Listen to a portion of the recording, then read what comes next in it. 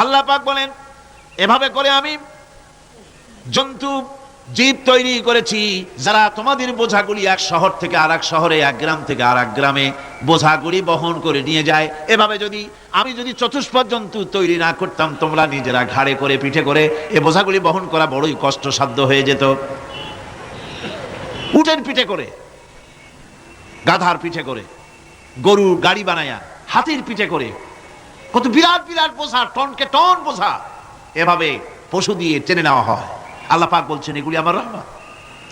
এরপরে এই পশুর ভিতরে হালাল গোশত তৈরি করে তোমার খাবারের ব্যবস্থা করেছি। ওয়া ইন্না লাকুম ফিল আনআমি লাইবরা নুসকিকুম মিম্মা ফি বুতুনিহি মিন বাইনি ফারসিন ওয়া দামিন লাবানান খালিসান সাইগান লিশ-শারিবিন।